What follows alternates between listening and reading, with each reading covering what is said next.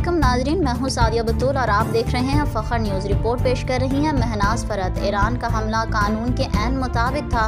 पाकिस्तानी मारूफ सहाफ़ी हामिद मीर का रद्द अमल।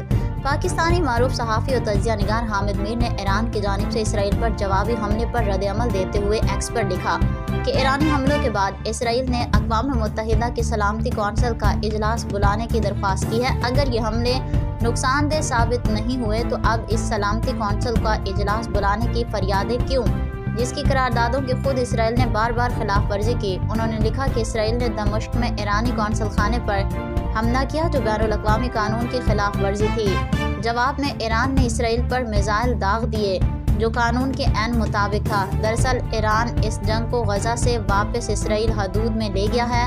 हामिद मीर ने मजीद लिखा कि इसराइल और उसके मगरबी इत्तेहादियों को सोचना चाहिए कि ईरान के दिफाई मिसाइल हमले पर सिर्फ फ़लस्तीन नहीं बल्कि मुसलमानों की एक बड़ी अक्सरियत खुश क्यों है। अक्सर मुस्लिम ममालिक के हुक्मरानों के गोल मोल बयानात उनके अवाम के जज्बात की तर्जुमानी नहीं करते। पाकिस्तान के अवाम की अक्सरियत फ़लस्तीनियों के साथ है। मजीद अपडेट के लिए देखते रहिए फ़ख्र न्यूज़ HD।